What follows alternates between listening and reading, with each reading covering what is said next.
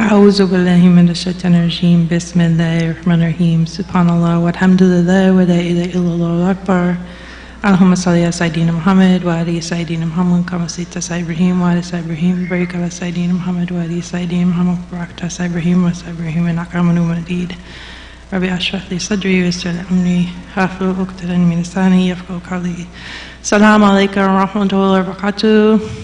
Thank you so much for coming tonight. Before I begin my talk, Mark Rahman is here from NAMI, and he's going to make a quick announcement about the work that NAMI is doing. And so I'll go ahead and turn it over to Mark. Thank you. If I've got this right, Assalamu alaikum. Wa alaikum salam wa rahmatullahi. Thank you. And my name is Mark Rahman, and I am with the National Alliance on Mental Illness.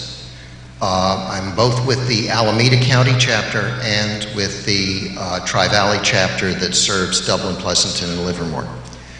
NAMI is a grassroots volunteer organization of families who need help if they have a member of their family is going through serious mental health challenges. Families are often forgotten in the mental health world, and they need all the help they can get. And so we provide them with support groups. We have multiple support groups both out here and in Hayward and Oakland and Fremont. We also have support groups for the person who's suffering from the disorder so that they can meet and talk about all of the problems they're having. We have various classes for the different kinds of mental health challenges people have for the family so that they can understand what's going on and how to work with the person to lead them to recovery, because so much of this, it has so much blame and it's just a lot of hostility sometimes out there. And we try to help the families put it all in perspective and get the kind of support they need, the education, the information, the resources, the referrals, just everything, and stay with the families, because this is not a short-term thing. We're there, we're free, we don't charge anything for what we do. Families don't need to have any barriers when they're in such problems, and it's families and their faith are all super critical for recovery and a return to the best kind of life that a person can have. And so that's what we're here for, to maintain the family and to maintain the person as well. Thank you so much, Mark. I think you can do my mic. Can you walk that back? Thank you so much. Thank you so much, Mark, and thank you so much for NAMI being here. So, good evening, everyone. It was World Mental Health Day on Wednesday, October 10th, and MCC graciously agreed to let Khalil Center do a presentation on mental health. So thank you, MCC, for allowing us to meet here and to have this important discussion. The impact of mental illness is so prevalent, which I'll go over in my presentation. It's important for us to raise awareness. And the first thing I want to say about removing stigma from mental health is we, I think, as a community, as Muslims, tend to add insult to injury by telling ourselves that we stigmatize mental illness more than other communities do. A lot of Muslims, we look at ourselves and we think, oh, we stigmatize mental illness so much. So I want to say up front, NAMI's major campaign, which is a national, not faith-based organization, their entire campaign right now is stigma-free, cure stigma. And that basically says that stigma is a universal problem with mental health and mental illness that does not respect religion, does not respect race, age, ethnicity, nothing. Everyone has this problem with stigma. It is a universal problem with stigma with mental illness. It is not us as Muslims. So the first thing I want to say is this is not about, oh, we're so bad with mental health as Muslims, because we're not any different than the majority of people in the country and in the world around mental illness. There's huge stigma for everyone. So the stigma, and I want to just briefly talk about the stigma-free campaign for NAMI. So they talk about, and you can see this on the NAMI website, They talk about 3 steps. Step 1, which is to educate yourself and others.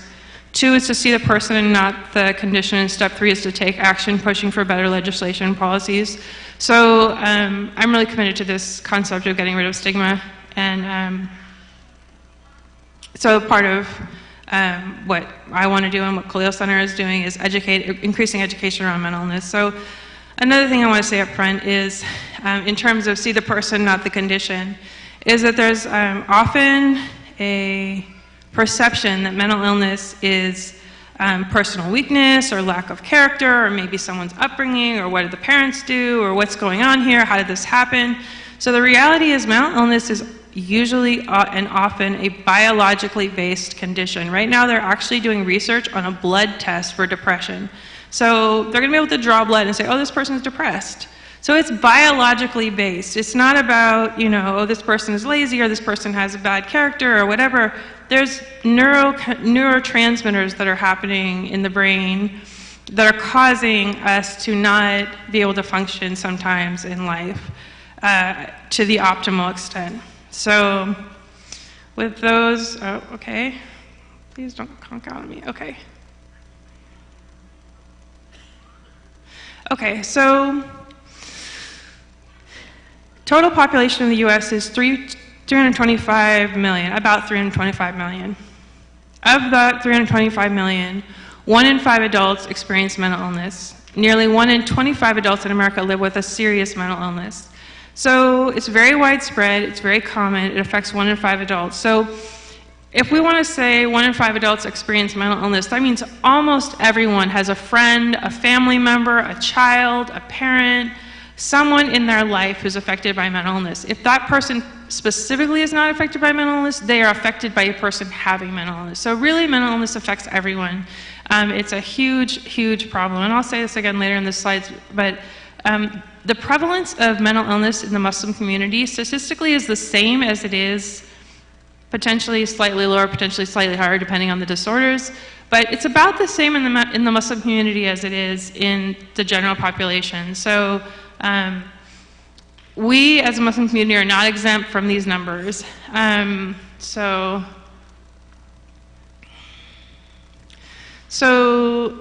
61.2 million adults affected by a mental illness, 26.2%.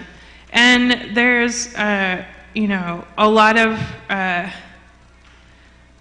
different types of mental health challenges: depression, bipolar disorder, post-traumatic stress disorder, schizophrenia, anxiety, and attention deficit obsessive-compulsive disorder, just a few of the major ones. But the diagnosis of a mental illness comes from the DSM-5, from the Diagnostic and Statistical Manual. The DSM is a manual that was come up with by psychologists and psychiatrists in the medical profession to be able to standardize the diagnosis of mental illness. We're in the 5th edition at this point, and the DSM-5 lists 297 disorders. So according to the DSM-5, there's 297 different mental illnesses, and each of those have subcategories and different pieces. So there's tons and tons of things that are categorized as mental illness. So these are just a few of them. I'd also like to say up front that when someone says, they have this or that mental illness, or someone tries to put a label on you or this or that, there's the joke that anyone can look through the DSM-5 and find something that describes them. You can find a mental illness that fits you somewhere in the DSM-5. But just as a side note, a lot of this is kind of like made up by consensus. So mental illness historically has had a lot of different definitions, and I want to say I'm a social worker. I'm a licensed clinical. I'm an associate clinical social worker. I'm working towards my licensure, but I'm a social worker, and I, as a social worker, take diagnosis very lightly. So while I'm going over these different mental illnesses, I want to preface it by saying there's a certain amount of grain of salt you have to take all this with. And 2 examples of that are in the mid-1800s, they fabricated disorders to justify slavery. So basically, the mental health profession, the psychologists said, there is a disorder among African Americans that will be treated by slavery. So they justified putting people in slavery by saying they had such and such a mental illness. So obviously, totally bogus, totally political, social, had nothing to do with anything, obviously. So even today, mental illness and mental health diagnosis are attributed in ways that can be racist and can be classist and can be sexist. Another diagnosis was in the Victorian era, a quarter of women were believed to suffer from the vapors. So particularly the suffragettes, the women who are the feminists, were particularly guilty of suffering from the vapors. You know, a lot of this is important to contextualize in the context of, you know, how does this work socially? How is this operating with us in a social system? And not allow, and for us as a community, I think it's really important for us as Muslims as a community to make sure that the way that we control the way diagnosis is being used in our community, and we don't let it be used in a way that that in any way perpetuates oppression in our community. Just prefacing my talk with that. So with that said, I'm going to go over a few of the basic common mental illnesses. So anxiety disorders is the most common mental illness. 18% of Americans are struggling with anxiety, 23% diagnosed with a severe case. Often anxiety occurs with depression. So what are anxiety disorders? So basically anxiety disorders are disorders where people have disproportionate fear, inappropriate fear, anxiety, and it interferes with job performance. So when you look at diagnosing mental illness, you have to think of the concept that things have to be clinically significant. They have to pass a certain threshold. So social anxiety, for example, I'm super nervous to be doing this talk, right? But that doesn't mean that it's clinically significant that I have this kind of anxiety, right? So anxiety, right? Anxiety is normal, anxiety is healthy, and anxiety happens. But it's when it gets to the point that it interferes with job performance, school, or personal relationships that it starts to be an issue. So one type of anxiety disorder is post-traumatic stress disorder, and stress disorders, trauma generally. So 7.7 million people suffer from post-traumatic stress disorder. And we as a community have an increasingly high number of people suffering from PTSD. The beginning of the diagnosis for PTSD involves a traumatic event. So for people to get a diagnosis of PTSD, they have to have identified a traumatic event. Now, it's important to say that not everyone who experiences trauma, 55 to 70% of the population will experience a traumatic event in their lifetime. I would think it's safe to say 100% of Muslims have experienced a traumatic event at this point by being identified as a community in negative ways in the media. 10% to 5% will develop PTSD, and I'll talk later about what we can do to protect ourselves from going from traumatic event to PTSD, and how we can try and stop that cycle. But we as a community are really vulnerable to this because we are suffering from trauma collectively, and there is an increase in mental health needs in the Muslim community right now. There's just been a documented increase in Islamophobia that I think is very accepted and widespread. We basically have a lot of evidence that Islamophobia has been increasing in the media post-Trump. There's a lot of traumatic events happening to us largely as a result of Islamophobia in the culture. So the mental health needs in the Muslim community have been rising, and post-traumatic stress disorder is part of that. So again, this has to do with clinical significance. So like negative thoughts or feelings, having a hard time feeling happy, hypervigilance. It has to result in a functional impairment or a significant level of distress for it to be PTSD. And there's a certain number of symptoms that have to be met. But depression, again, very prevalent. 350 million people worldwide live with depression. It's responsible for 850,000 deaths every year. Really serious impact on our society. And depression in itself is not, we know our Prophet Sallallahu Alaihi Wasallam had the year of sadness. Sadness is not, it's not a lack of faith. It doesn't show that we have a problem with ourselves. But when it starts to get in the way of us functioning and being able to recover and live our lives, then it becomes clinically significant.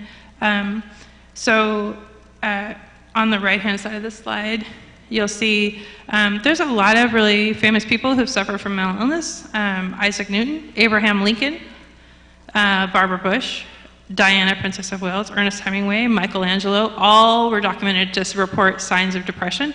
So mental illness does not necessarily get in the way of living a full and healthy and wonderful life, but it does make it a little more difficult.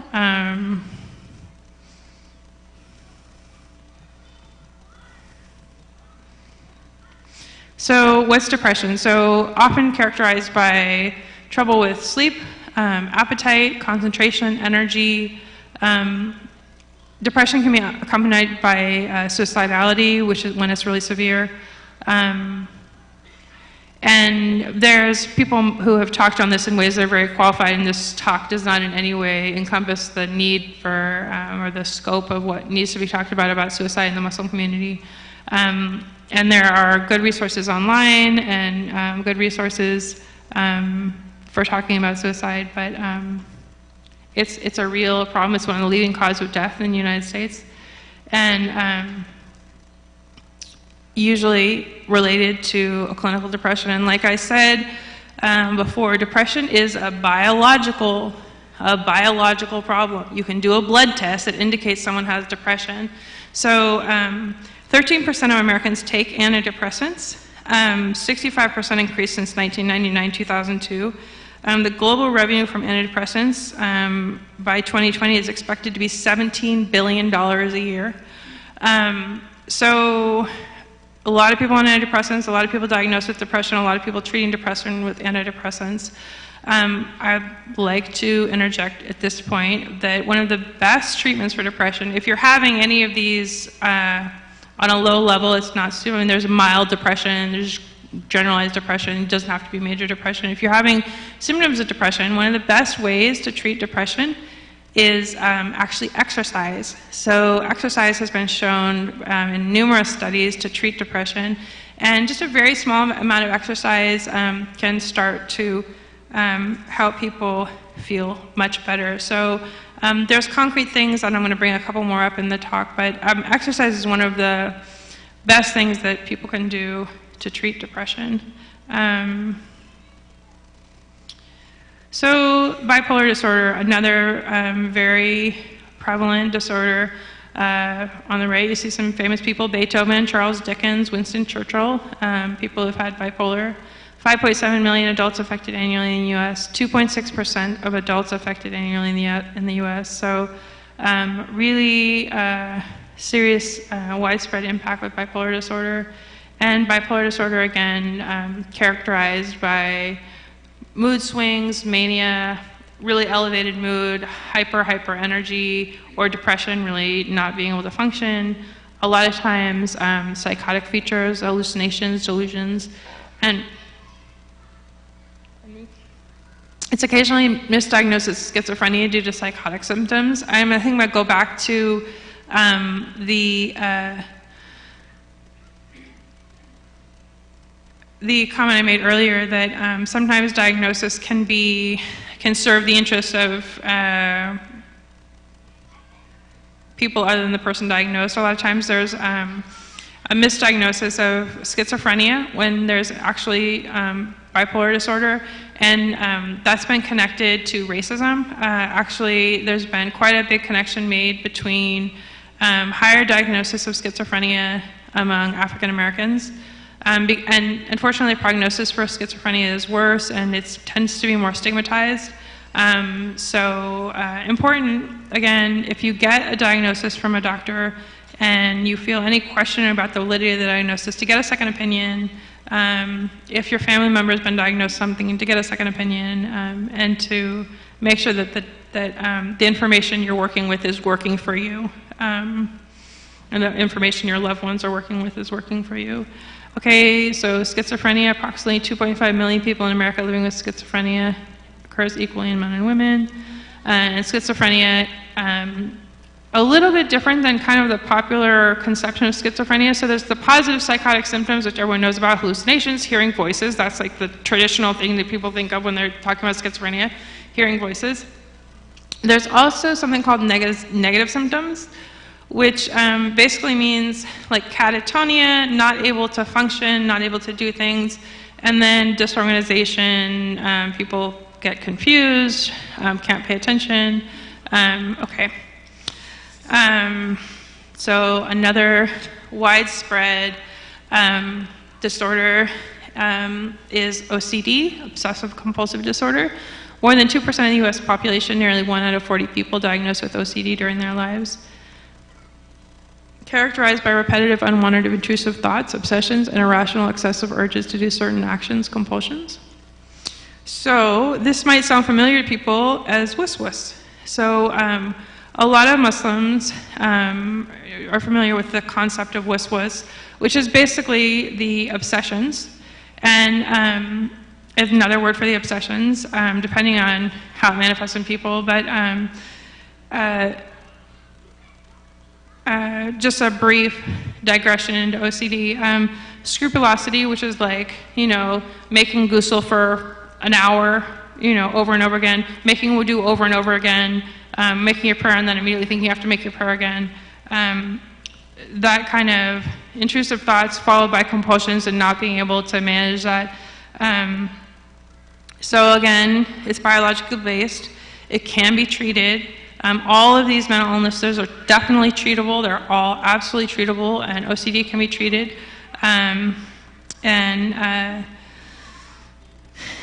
So OCD, we're familiar with that and has been documented by Muslims. And there's a website called Mental Health for Muslims, which has a great article on OCD and waswas.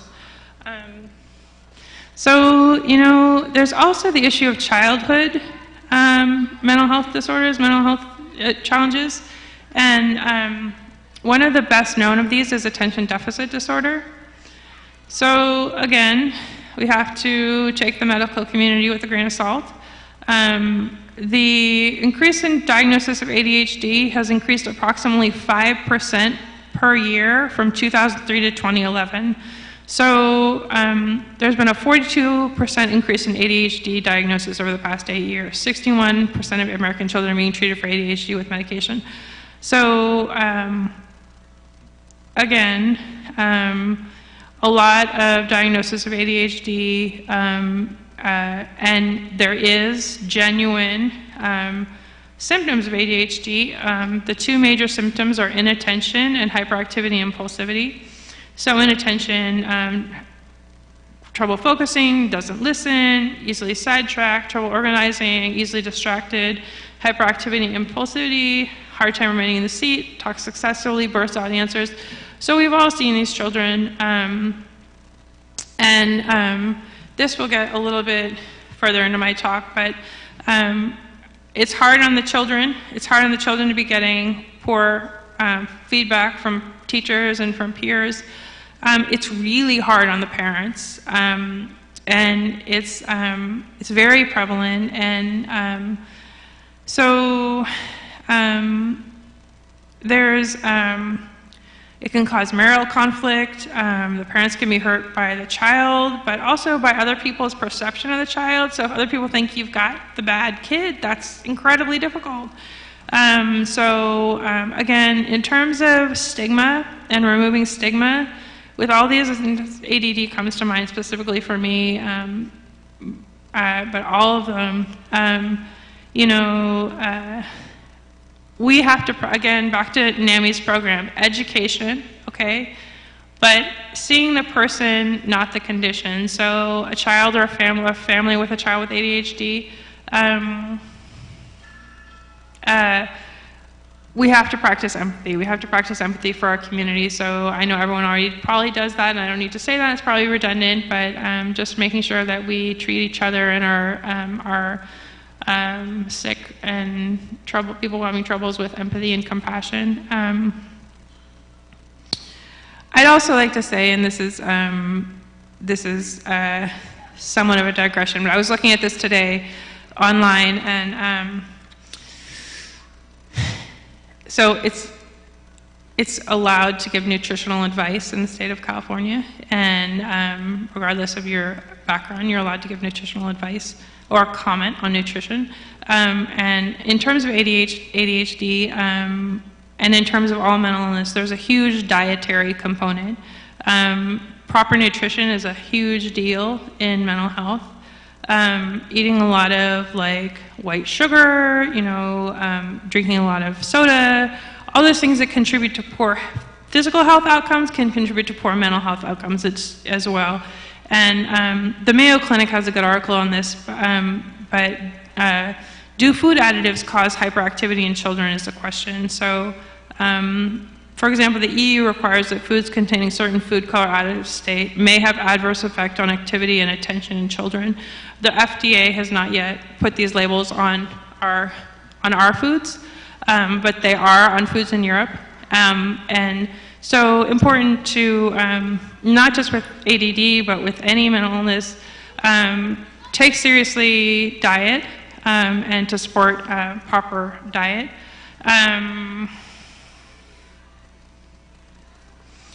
And again, incident of mental health disorders in the Muslim community is the same as the general population. So we have all this stuff at the same rate everyone else does. So why and how do we stay mentally healthy? So the good news is we have all kinds of protective factors in our community that make it easier for us as Muslims to stay healthy and happy.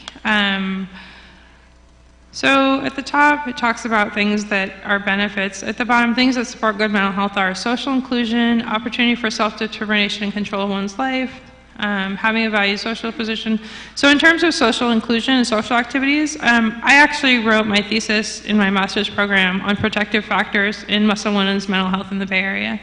And one of the things that was really interesting was hijab is a huge protective factor. Women report that hijab helps them feel connected to the community, helps people have higher self-esteem.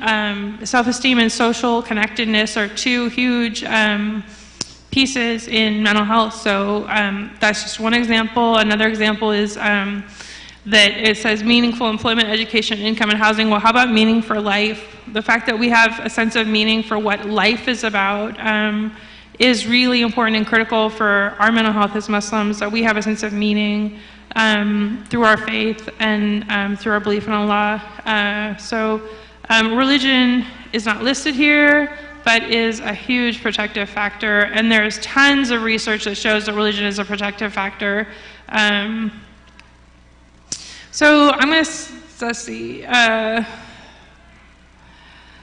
So I've talked a little bit about this already, but the impact of mental illness on family and friends, increased stress, isolation, fear of judgment, financial consequences, emotional consequences. So mental illness can have huge negative impact on family and friends.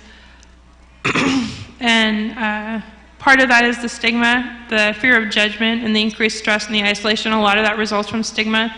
So we can support each other and our families by being empathetic and being accepting and raising our awareness. What can family and friends do? Seek professional help. So if you have a family member, it's not, you can go to NAMI support groups, you can go to Khalil Center. If you yourself feel like you're struggling with a mental illness, you know someone who's struggling with a mental illness, please seek professional help. There's tons of help available, and Khalil Center actually takes a cut. So there's no, I don't know if I'm supposed to say that, but we don't turn people away based on finances. So if you know someone who really needs therapy, they can come to Khalil Center and get help. Practice self-care, so diet, nutrition, exercise, taking good care of yourself, and reaching out to friends and getting peer support. So thank you very much for listening and for making it through this whole long presentation. I really appreciate your attention, and I'd like to open it up for questions or comments. I have a feeling that people have a lot to say, so if anyone would like to comment, I think we have a few minutes left. So are there any questions or comments from the audience?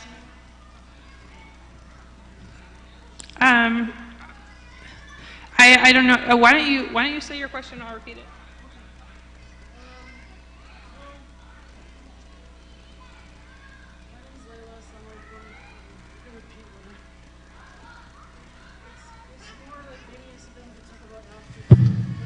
Oh, okay, someone's coming in the mic. Okay, great. Thank you. All right, sometimes I gotta think about what I say first. Okay, assalamu alaikum. My name is Layla, and I understand what it's like to feel stigma about having issues myself, and I'm in my 30s, and there was many years that I didn't even get diagnosed because in the 80s and 90s, there wasn't a lot of help out there in public schools. And being a first generation myself, Muslim or Arab American, sometimes being first generation, especially as a daughter, can be very difficult. And there's a lot of expectations from parents. I know a lot of times they're doing the best they can. You know, I used to be very shy, withdrawn, cry at like the drop of a dime, or, you know, I didn't realize there was a term that's also called empath. There's a lot of us that do suffer or struggle from mental illness, and we might be on a spectrum as well. It doesn't mean that we're not capable. It just means we're not always that capable in a society that does not understand how we learn. You know, when I saw the film about Temple Grandin, finally, there was an HBO documentary about her life. She was an autistic woman who was an innovator author, and I know this may or may not have to do with mental illness, but they also used to brush her aside or call those kids infantile schizophrenics just because they couldn't speak that well.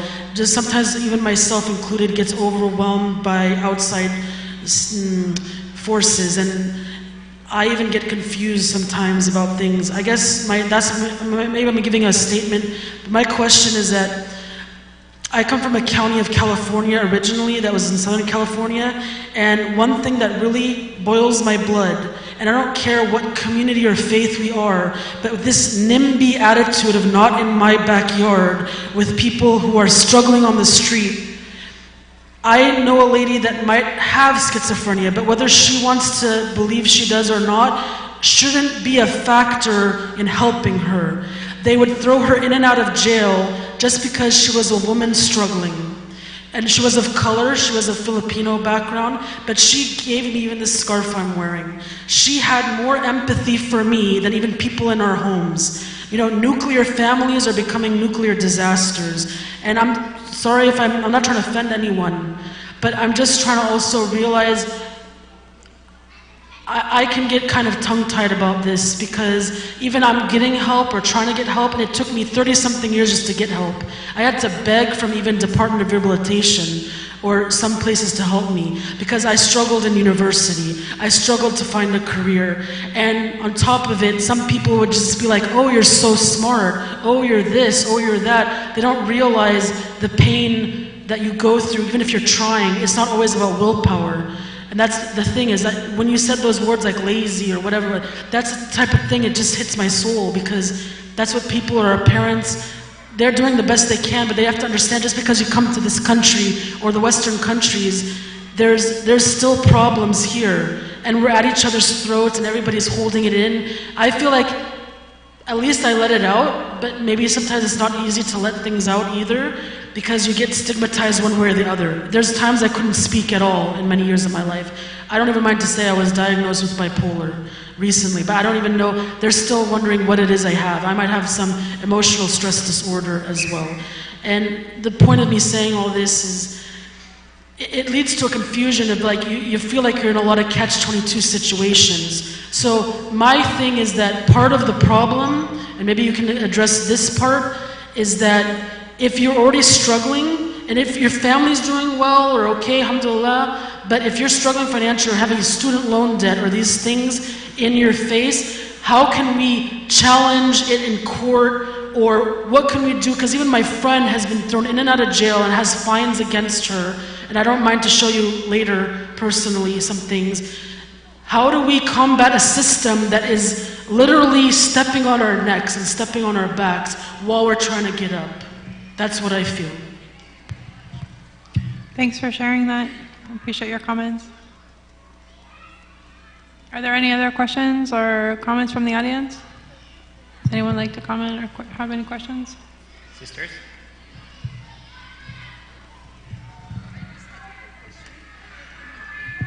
Assalamu alaikum, my name is Zainab.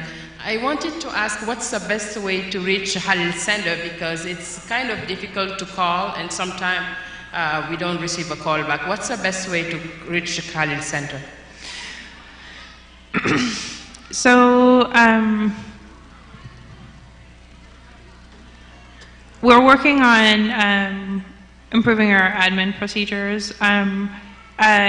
The website has contact information. Have you tried to call through the website? Or do you know anyone are you familiar with anyone who's tried to reach Khalil Center and hasn't been able to? I know someone who is trying and telling me that they're not able to reach. And they're not able to reach us. Okay, so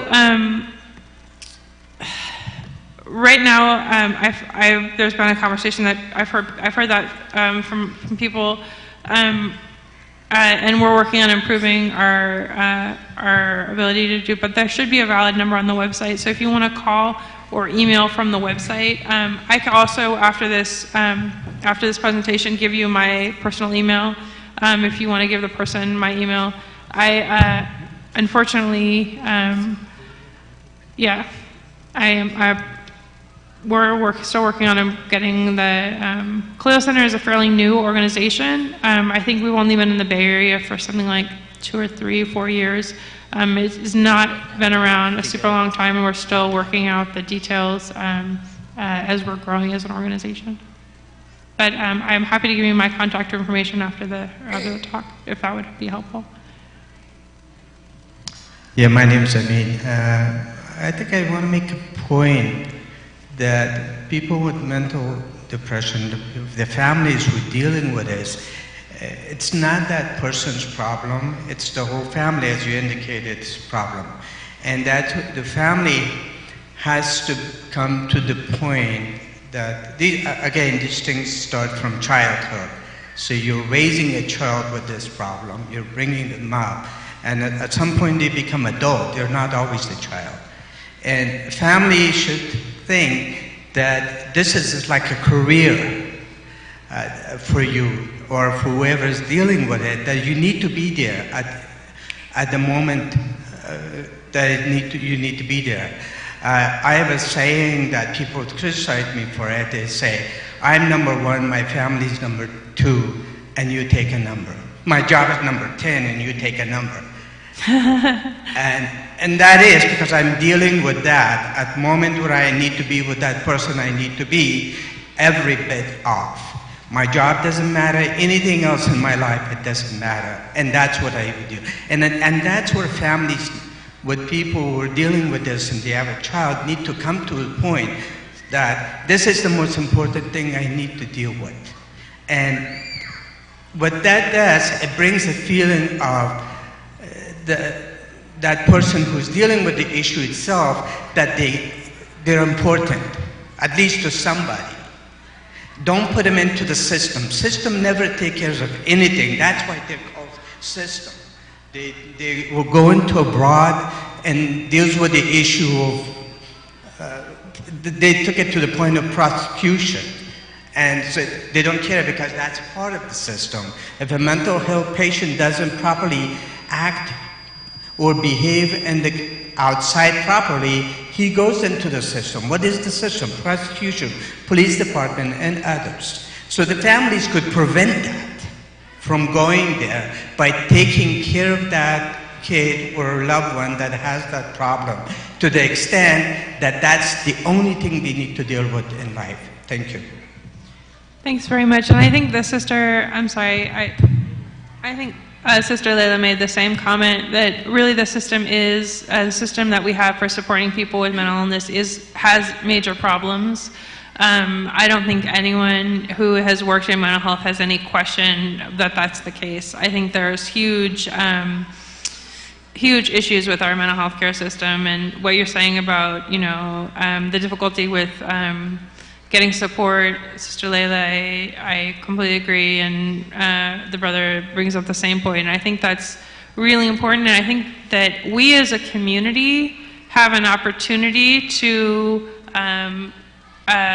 give people the empathy and support that that they need, that we can reach out to, and support these people and these families who are dealing with mental illness, and try and maybe fill in the gaps a little bit. I think Khalil Center is trying to do that already, I think there's a lot of awareness in the Muslim community that we need to fill in the gaps and provide more mental health services. And I think we can do that at the masjid level, we can do that at the community level, we can do that with our peers, we can do that with our friends and family, and I think that we as a community do need to step up because the mental health system is really broken. I completely agree with both of your comments on that topic. Assalamu alaikum, sis. You kind of touched on it, on what I'm going to ask, with, by saying that Khalil Center is going to offer services. But there's been something that I've been thinking about for years now, since a few years after becoming Muslim in 2001, and because I became Muslim through a counseling program, basically, was what inspired me to become Muslim. There were drug and alcohol therapists who were really spiritual and stuff, so blah, blah, blah. But my question is, or actually I should give you a preface, is that I was listening to Brene Brown, a talk on shame the other day, and something was communicated that I haven't been able to articulate my whole life in observing male and female dichotomies as it relates to mental health. And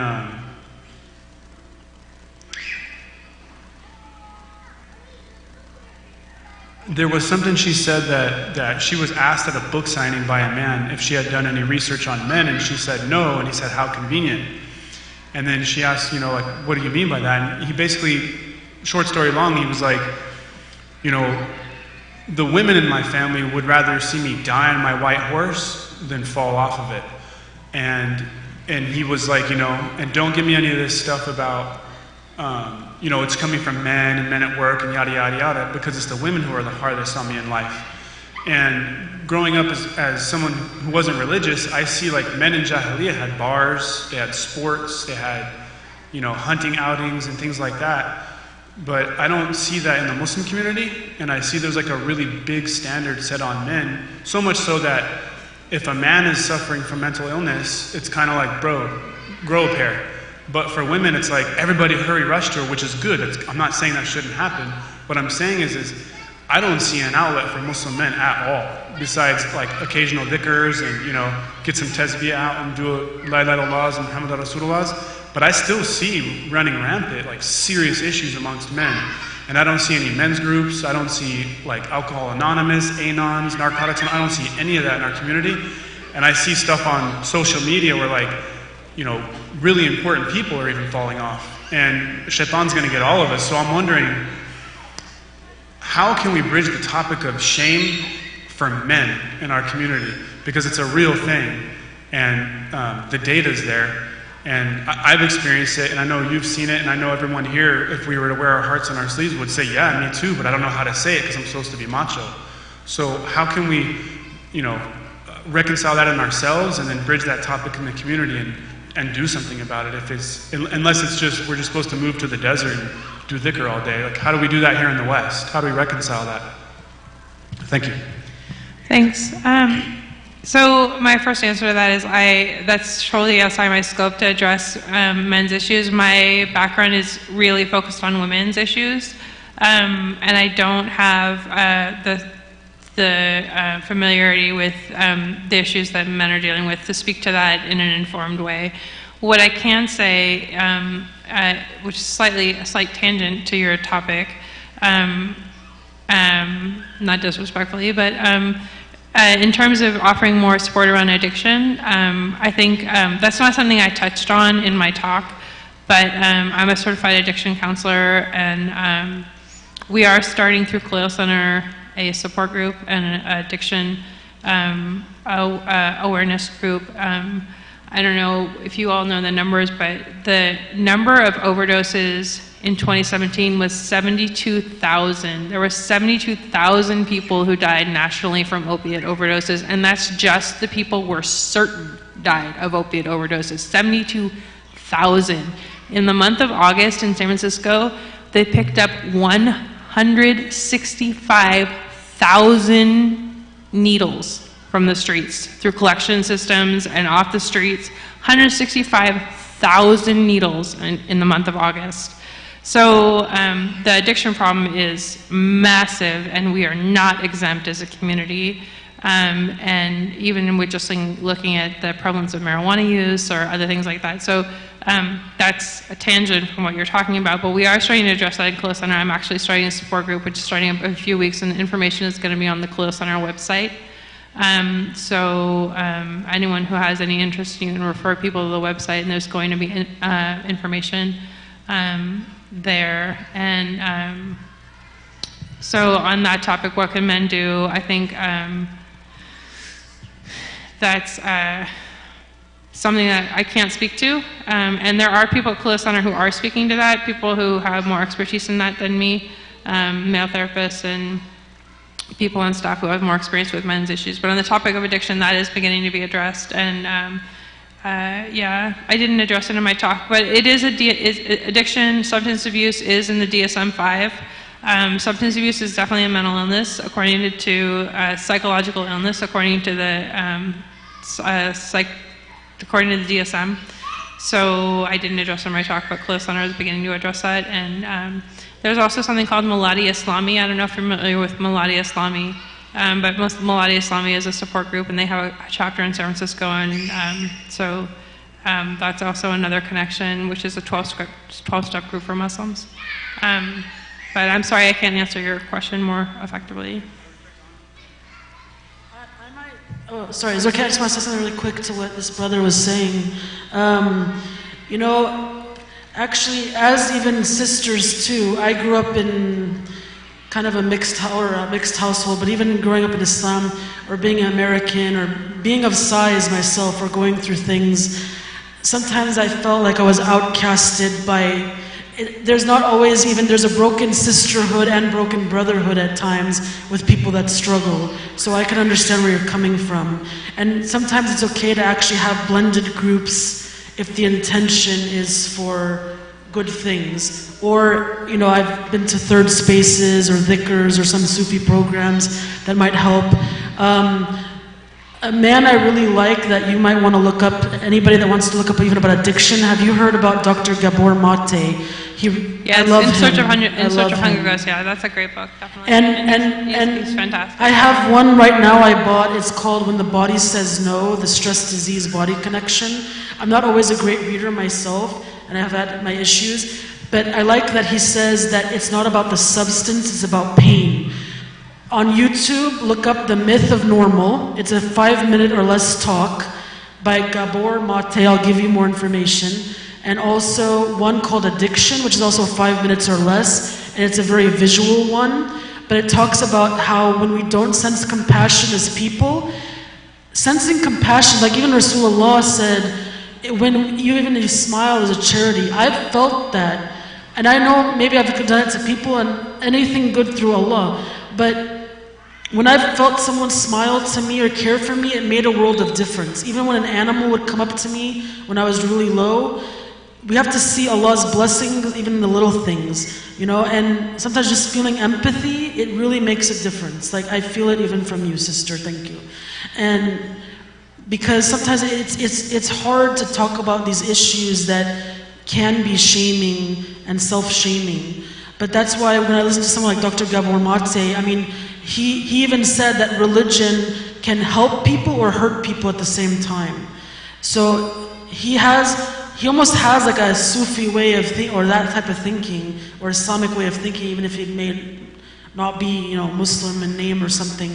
But I say that that's where interfaith can also be helpful, you know, is that regardless of people's religion or not religion, we're all in this together. And there's a lot of broken hearts and broken minds that need healing. And I'm hoping that actually my question might have been towards, do you know personally of in the legal community people that are starting to make pro bono cases or help fix people's lives that have been shattered because they were either so depressed or whatever's going on, where the system has also, like I said, held them down? And if you can't have financial redemption, it's really hard to have much hope for future things, you know. So thank you. I think we're out of time. I really appreciate all of your comments. Thank you, Sister Lynn. Thank you for all the people who listened and participated in this talk. And thank you so much, MCC, for letting us gather together and celebrate and observe World Mental Health Day. And thank you so much, Nami, Peggy, and Mark, for coming and tabling. If you have further questions, they're the experts on getting support outside the system working. So if you want to go back and speak with them, that's a great resource. And thank you, everyone, so much. Have a wonderful evening.